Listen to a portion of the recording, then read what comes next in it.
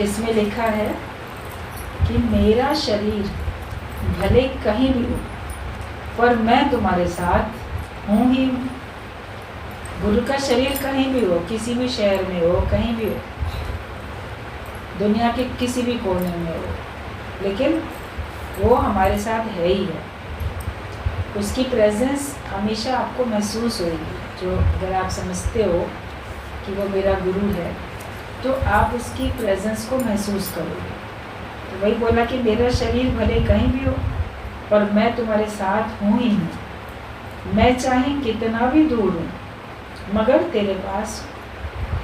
किसी को कभी कभी लगता है ना गुरु बहुत दूर है, हम बहुत दूर हैं, कैसे आए, कैसे मिले, कब उस शहर में जाएं तो गुरु से मिल के आए।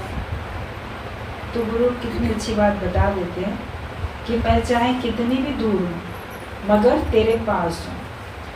आत्मा करके तो मिले ही पड़े हैं पर शरीर का आना जाना प्रारब्ध अनुसार। आत्मा से तो सब एक मिले ही, यदि अंतर आत्म जे मिले तो मिलिया कहिए सो, वरना बाहर से तो मिले मिलिया ना मिले, जे मिले मिलिया होए, अंतर आत्म जे मिले तो मिलिया कहिए सो। बाहर से मिलना कोई मिलना नहीं है। ऐसे तो बड़ी भीड़ में भी सब इकट्ठे बैठते हैं, कभी कोई फंक्शन पार्टी होती है, कितने भीड़ में सब लोग इकट्ठे होते हैं, कुटुंब के, परिवार के। आपने हाँ उससे मिले थे, हाँ मिल लिए, क्या मिले, बस दुआ सलाम नमस्ते हो गई, अच्छा आप आए हो, बहुत अच्छी बात है, इतना ही हो गया। तो वो मुलाकात एक हमारी अंदर की तो मुलाकात नहीं होती है, बस एक बाहर से ही होती है। कभी लोकारीत के कारण होती है, कभी एक प्रेम के कारण होती है, कभी कैसे होती है, लेकिन वो छोटी मुलाकात होती है। उसमें मिलना और बिछड़ना दोनों रहते हैं। भाई आज मिले हैं फंक्शन पार्टी में सब कुटुंब परिवार, प्रेम के कारण से ही, चाहे सत्संगी या संबंधी या सहेलियाँ सब मिले, लेकिन उसके बाद बिछड़ना भी। फिर बहुत दिन से मिले नहीं हो, अच्छा आओ, बहुत दिन से बात नहीं हुई इसीलिए फ़ोन कर रहे हैं। तो उसमें संयोग वियोग दोनों रहते हैं संसार में, लेकिन अंतर आत्म जे मिले तो मिलिया कहिए सो। गुरु का ये कहना होता है जो अंतर आत्मा से मिल जाता है वो मिलना कहा जाता है, जिसमें फिर कभी विछोड़ है ही नहीं, विछोड़ा है ही नहीं, संयोग वियोग से ऊपर। एक बार मिले तो मिलके एक हो गए, फिर हमारा उससे कोई दूरी नहीं रहती। हम ये नहीं कह सकते कि वो हमसे अलग है, भाई हम मिलके एक हो चुके। गंगा सागर में मिल गई तो गंगा सागर बन गई, फिर बोलेगी कि मैं अलग हूँ, मुझे मिलना है, मिल चुकी। तो ऐसे ही हम आत्मिक तौर पे जब हमारा मेल मुलाकात गुरु से हो जाती है तो हम कभी नहीं कहेंगे कि वो हमसे अलग है, वो हमसे दूर है। जब तक आप अपने को शरीर मानते हो तब तक आप गुरु को भी शरीर मानते हो। फिर वो पास है, वो दूर है, हम आए, हम मिले न नहीं मिले, कब जाएंगे, कब मिलेंगे, ये रहता है। लेकिन आत्मिक स्थिति गुरु बार बार बनाने के ऊपर जोर देते हैं कि तुम अपने को जानो, अपने को पहचानो और उसको भी वही तत्व से जानो। तो आत्मा से तो हम एक ही हैं, सर्व में ज्योत ज्योत है सोई, सब में एक ही ज्योत विद्यमान है, तो अलग कैसे। बाकी शरीर का मिलना बिछड़ना तो प्रारब्ध के अधीन है। जब हुक्म होता है भगवान का तब कोई किसी के पास पहुंच जाता है, जब वहाँ की धरती खींचती है, वहाँ का नजर खींचता है तो कोई पहुंच जाता है, वरना बहुत प्लान करते रहते हैं, अच्छा पढ़ाने के पास जाएंगे जाएंगे, लेकिन नहीं बन पाता प्रोग्राम, क्योंकि अभी ईश्वर की ओर से हुक्म नहीं है, या अभी वहाँ का अनजल अभी हमारे लिए है नहीं। जब वहाँ का अनजल हमको खींचेगा तो अचानक से प्रोग्राम बन जाएगा, किसी के पास भी पहुँच जाएंगे। तो शरीर का तो हिसाब किताब प्रारब्ध से है, लेकिन हम प्रारब्ध से हटके आत्मा में जब हम टिकते हैं उसमें ना कोई कर्म है ना कोई भाग्य। आत्मा का कोई कर्म नहीं है, आत्मा का कोई भाग्य नहीं है, वो एक ही एक है।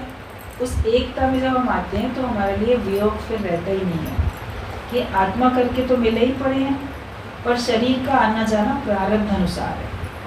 तुम अभी भी आंखें बंद करके देखो तो मैं तुम्हारे पास हूँ या नहीं। गुरु का ये कहना होता है, जिसने भी पत्र लिखा होगा उसमें थोड़ा अपने प्रेम के कारण से उसने अपना वियोग जताया होगा, और ये सबका भाव कभी न कभी होता ही है। तो उन्होंने कहा है कि तुम अभी भी आंखें बंद करके देखो तो मैं तुम्हारे पास हूँ या नहीं। काम है वचनों से, ना कि शरीर से।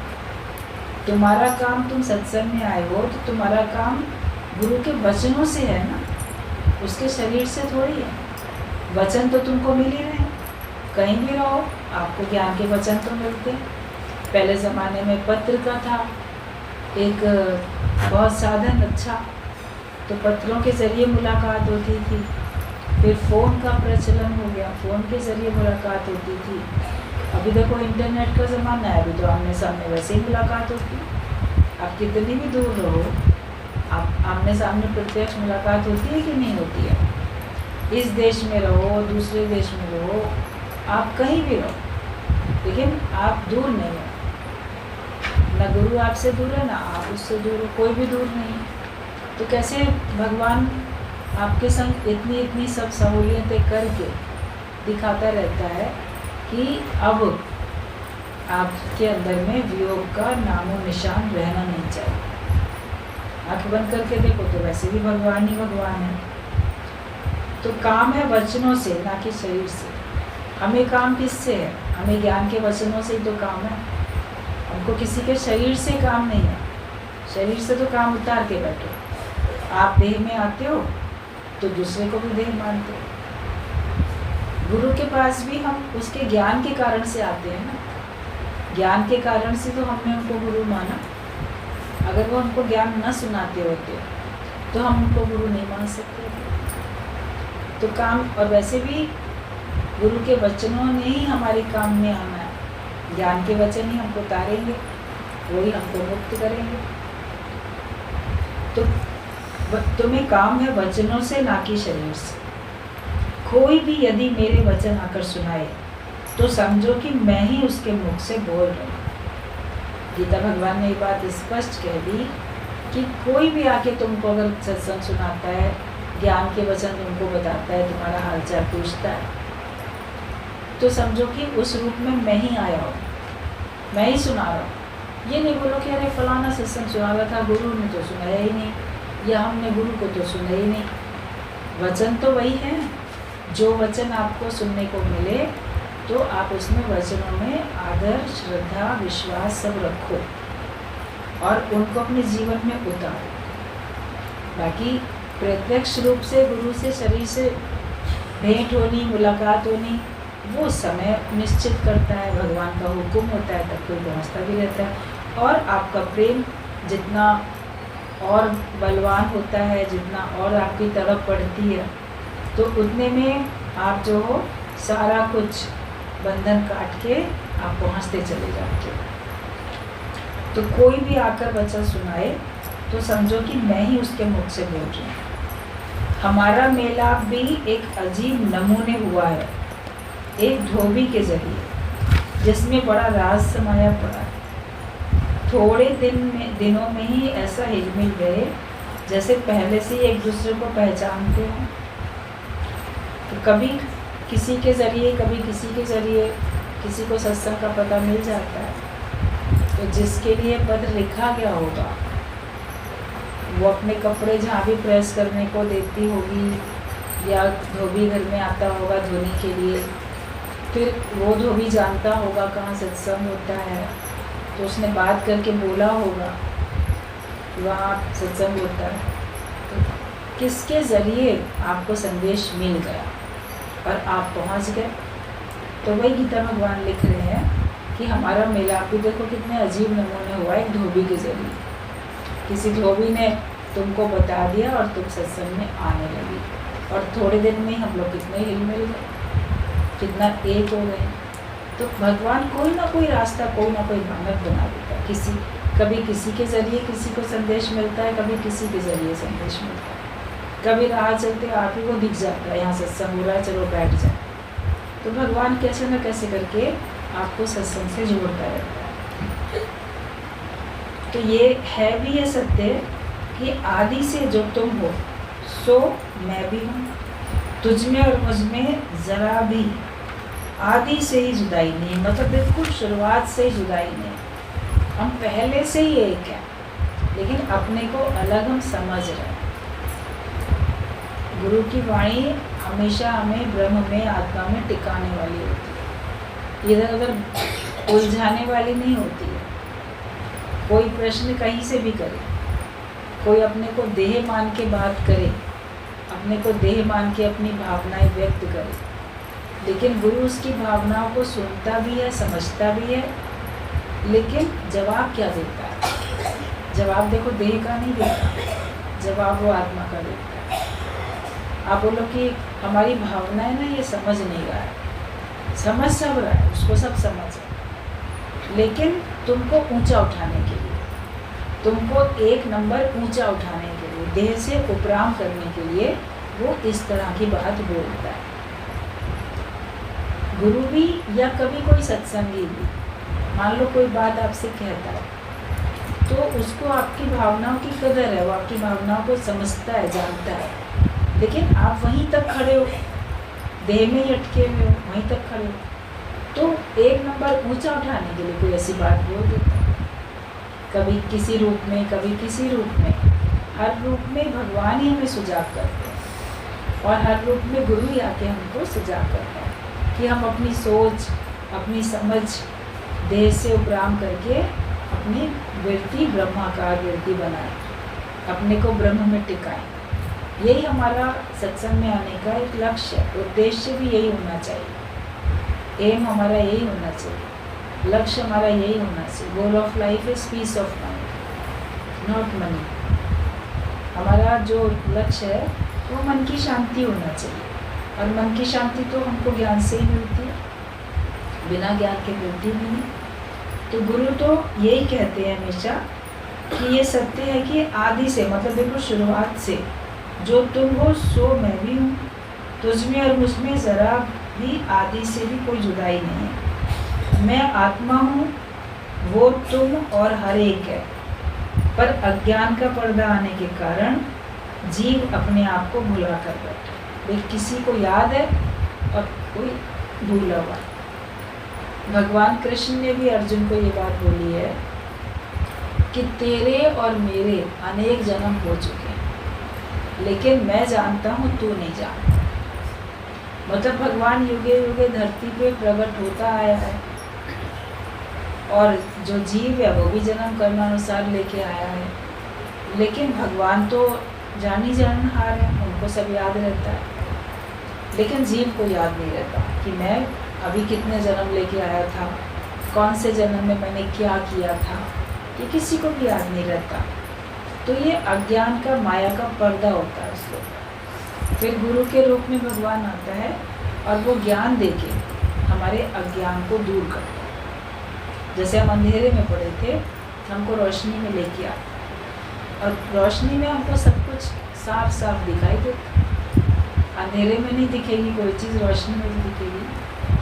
तो ज्ञान का प्रकाश जब हमारे जीवन में आता है तो हमको सत्य असत्य सब हमको साफ साफ दिखाई देता है। तो हम और तुम एक हैं, लेकिन हर एक पर अज्ञान का पर्दा आने से जीव अपने आप को भुला कर बैठा है। इच्छाओं, वासनाओं, मोह और काम की जंजीरों में फंसकर अपने को खुद ही दुखी करके बीमारियों का शिकार बन गया है। मनुष्य के अंदर सांसारिक इच्छाएं हैं, वासनाएं हैं, मोह है और काम है, तो इनकी जंजीरों में फंस गया। सारे ही विकार हैं, उन विकारों की जंजीरों में मनुष्य फंस जाता है और अपना नुकसान करता है। अभी तक सब अपने को खुद ही तो इन विकारों की जंजीरों में बांधे हुए थे, ये दूसरे ने बांधा तो बंधे हुए थे, और अपना ही नुकसान तो करते चले आ रहे थे। तो जीव अपने आप को भुला के बैठा है और इन जंजीरों में फंसकर खुद ही अपने को दुखी करके बीमारियों का शिकार बन गया। जितना आप दुखी रहोगे उतना आपके शरीर में बीमारियां घर करती जाएंगी, और जितना आप प्रसन्न रहोगे उतना आपकी बीमारियां दूर होती चली जाएंगी।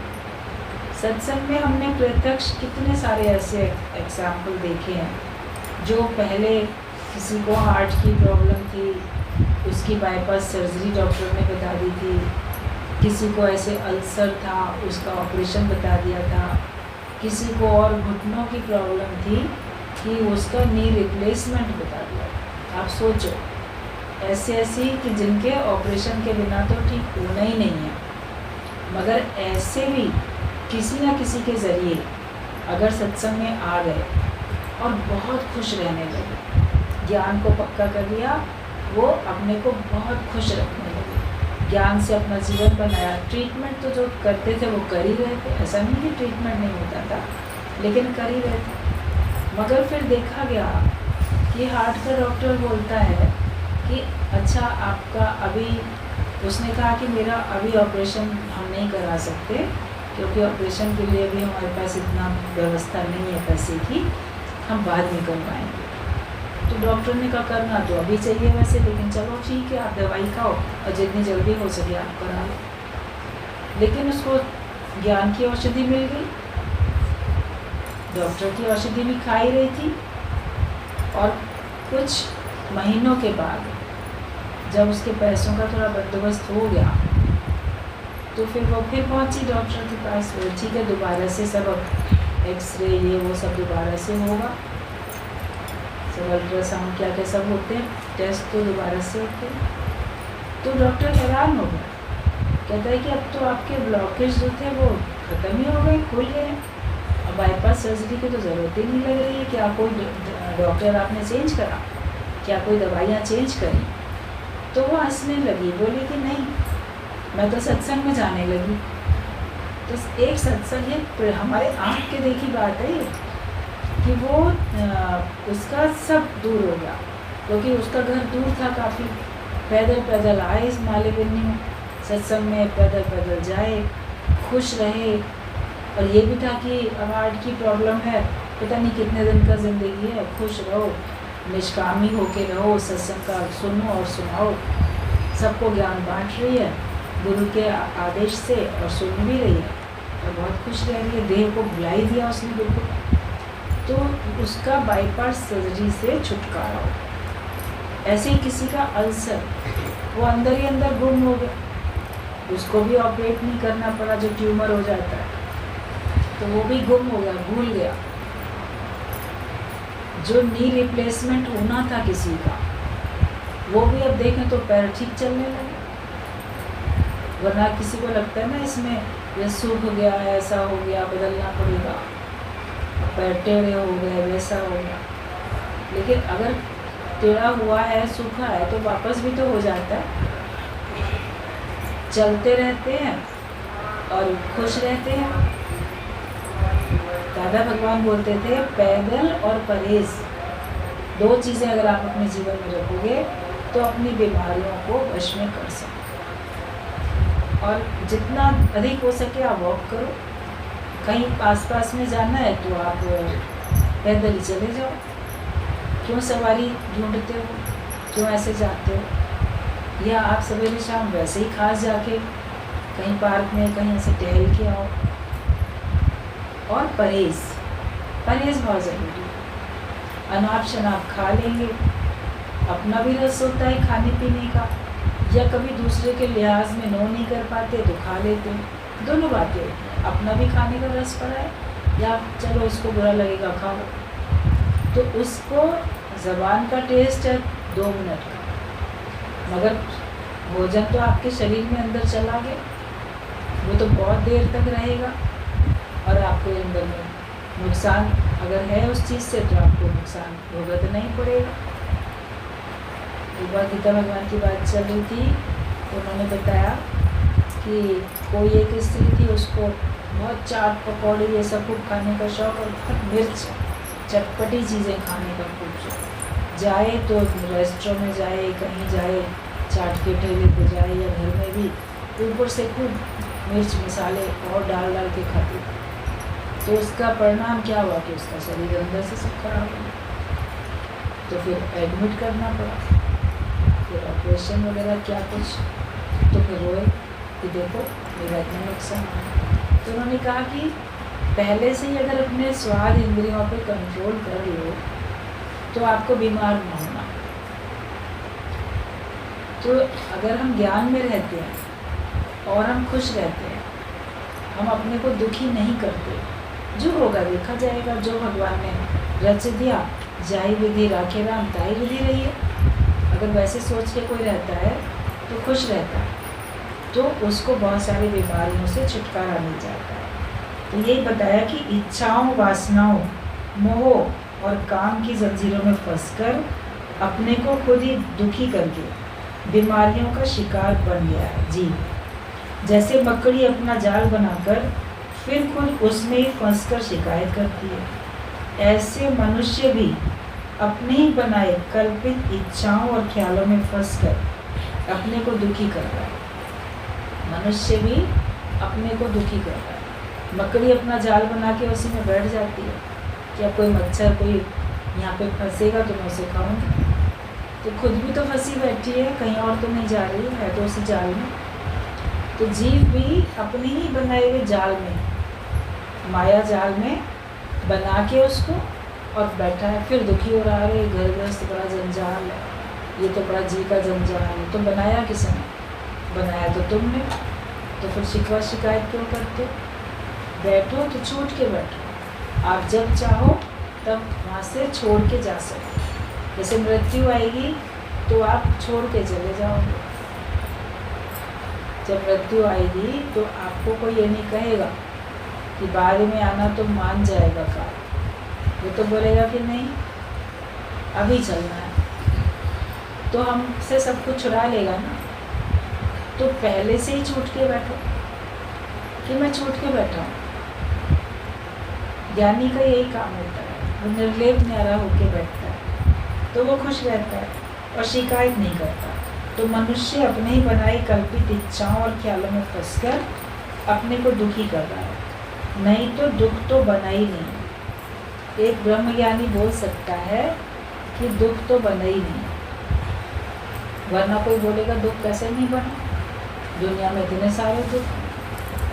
मगर जब आप अपने को आत्मा में ले आओगे तो आप बोल पाओगे ना दुख कहाँ बना है। दुख तो मेरा विचार है, दुख तो मेरी कल्पना है, दुख का जन्म ही नहीं है। जैसे जैसे ख्याल से तुम जिस हालत को देखोगे वो वैसी ही हालत बन जाती है। किसी परिस्थिति को तुम सुखद करके देखो तो तुम्हारे लिए सुखद हो जाएगी, उसमें तुम्हें भलाई देखने को मिलेगी। किसी परिस्थिति को दुखद करके देखो तुम्हारे लिए दुखद हो जाएगी, तुम्हें उसमें बुराई नजर आएगी। तो जो भी परिस्थिति तुम्हारे सामने आती है उसमें कुछ अच्छाई देखना सीख जाओ, तो आपके लिए हर हालत तो अच्छी है। कोई परिस्थिति खराब हो रही है तो आप कह सकते हो कि दुख तो बना ही नहीं है। तो जिस हालत को जैसे देखोगे वो तुम्हारे लिए वैसी बन जाएगी। तुम्हारा ख्याल यदि तुम्हें दुखी ना करे तो दुनिया में ऐसी कोई भी ताकत नहीं है जो तुम्हें दुखी कर सके। खुद भगवान भी तुम्हें दुख भेजकर तुम्हें दुखी नहीं कर सकता। भगवान भी तुमको दुखी नहीं कर सकता। तुम्हारे आगे कितने दुख भेजेगा लेकिन भगवान तुमको दुखी नहीं कर सकता, क्योंकि तुम्हारा अपना ख्याल तुमको दुखी नहीं करता। कोई बोलेगा ये तो बड़े दुख की बात है, आप बोलोगे दुख की कहाँ बात है, ये तो होता ही रहता है, कोई नई बात तो नहीं है। नथिंग न्यू अंडर द सन। बहुत लोगों के सामने ऐसी परिस्थिति आई है तो मेरे सामने भी आ गई, इसमें कौन सी बड़ी बात है। और गुरु ने तो हमको हर बात के लिए पहले ही तैयार कर दिया। तो दुख में सुख मनाओ। जो ब्रह्मज्ञानी होता है वो दुख में भी सुख का अनुभव करता है। तो खुद भगवान भी तुम्हें दुख भेजकर दुखी नहीं कर सकता। यदि तुम अपनी आत्मा में पक्के स्थिर अडोल हो, तो अगर आप अपनी आत्मा में पक्के हो तो भगवान कैसी भी तुम्हारे सामने दुखद परिस्थिति भेजेगा, तुम बोलेगा कि ये भी वाह वाह, ये भी बहुत अच्छा है। निराश होना माना नास्तिक होना। अगर तुम कभी निराश हो जाते हो तो समझो कि तुम्हारा भगवान में विश्वास ही नहीं है, इसीलिए तुम निराश हो। भगवान में जिसको विश्वास होगा वो हमेशा आशावादी बन के रहेगा, खुश रहेगा, वो कभी निराश होने वाला नहीं है। तो निराश होना माना नास्तिक होना। कभी भी उम्मीद नहीं होता, वो हमेशा आशावादी होकर हो। प्रारब्ध पर विश्वास माना भगवान पर विश्वास। जब भगवान खुद हमारी चिंता कर रहा है तो फिर हम अपनी चिंता क्यों करें? भगवान तो खुद हमारी चिंता कर रहा है, तो हम अपनी चिंता क्यों करें? सब बोझ उतार कर भगवान पर रखो, फिर बैठकर देखो कि अपने आप से हो रहा है कि नहीं। तब देखो कि सब अपने आप से हो रहा है कि नहीं हो रहा है। भगवान पे छोड़ के देखो तो आपको लगेगा वाकई करते हो तुम कन्हैया मेरा नाम हो रहा है, या करते हो तुम कन्हैया किसी का भी नाम हो रहा है, लेकिन उसके द्वारा करने वाले को तुम विश्वास करके बैठो। और भगवान जब हमारी चिंता करता है तो हम अपनी चिंता क्यों करें? तुम साक्षी दृष्टा होकर बैठकर खेल देखो कि कैसा ना सुंदर, अच्छा, पूरा परफेक्ट खेल बना हुआ है। जगत है नाटक, ना टिकने वाला, फिर उसकी चिंता करना कितनी मूर्खता है। जो चीज़ टिकने वाली है ही नहीं उसकी चिंता कर रहे हो। वो तो वैसे ही पासिंग शो है, वो तो वैसे ही चला जाएगा, सदा रहेगा नहीं, तो चिंता क्यों करें? रात हुई आप चिंता करो, अरे रात हो गई, क्यों रात हो गई? तो फिर आप बोलोगे कि रात तो चली जाएगी, हमेशा थोड़ी रहेगी। तो रात होने पर चिंता करते हैं क्या? इंतज़ार करते हैं समय का कि सूर्योदय होगा इतने बजे, रोशनी हो जाएगी। तो तुमको भी तो विश्वास रखना चाहिए कि जो भी दिन आते हैं दुख के या सुख के, वो सब बदलते रहते हैं, तो वो बदलने ही वाले हैं, तो उसके लिए हम चिंता क्यों करें? फिर हर एक का प्रारब्ध है, उसके लिए चिंता क्यों करें? बच्चों की चिंता करते हो, वो अपने भविष्य की चिंता करते हैं। मतलब भगवान ने जो रच दिया, जो लिख दिया, वो हो जाएगा। और हमारे ओर से जो हमको प्रयत्न पुरुषार्थ करना वो हम कर रहे हैं, मगर उसका फल कब मिलेगा मेरे हिसाब से ही मिले, वो चिंता नहीं कर। कर्म किए जा, फल की चिंता मत कर इंसान। एक कर्म करना तुम्हारे हाथ में है, वो तुम करो, लेकिन फल की चिंता नहीं करो कि जो मैंने कर्म किया है, जिस उद्देश्य से, जिस भावना से किया, मुझे वैसा ही फल मिले। वैसा फल नहीं मिलेगा, जैसा मिलना होगा वैसे ही मिलेगा। अपनी ओर से आप अच्छा किए जाओ, फिर भगवान को जो आपको देना है वो आपको देगा ही देगा। तो ये सारा जो जीवन है वो, और ये जो जगत है, ये सब नाटक है और ना टिकने वाला है, तो उसकी चिंता करना कितनी मूर्खता है। सिनेमा पहले ही बनी पड़ी है, अब बदलेगा कुछ भी नहीं। इसलिए क्यों ना शांत करके हर बात में राजी रहें। कमज़ोरी मौत है और बहादुरी जीवन है। आप लोग सब पिक्चर देखने जाते हो, गए होंगे पहले कभी ना कभी, तो उसमें बैठ के अगर चिंता की होगी या उसको बदलने की सोची होगी, तो क्या बदल पाए होंगे? तो उसको हम बदल तो नहीं पाए, तो वो जैसा बना हुआ है वैसे ही दिखेगा।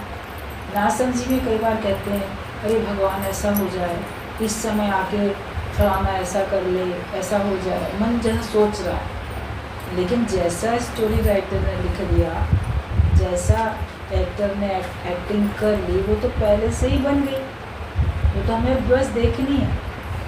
तो कई बोलते हैं, अरे ये देखो आमने सामने आते आते रह गए, वो उधर से उसकी कार चली गई, वो उधर से चला गया, 2 मिनट रुक जाता है ना तो अभी मिल जाते हैं लोग। ये मन सोचता है कि ऐसा क्यों हो गया, लेकिन जैसा हो गया वही होना ही है ना। आपके सोचने से थोड़ी ना परिवर्तन होता है।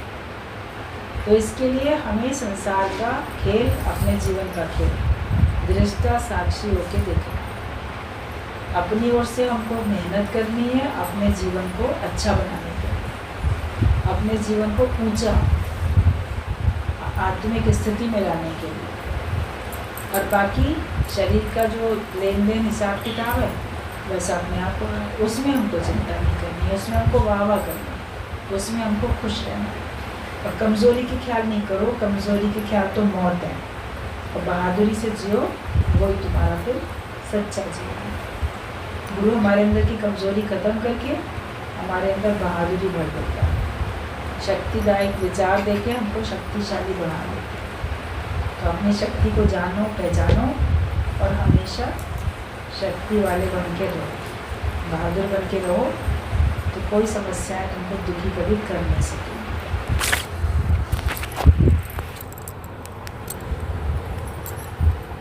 पत्र में आगे है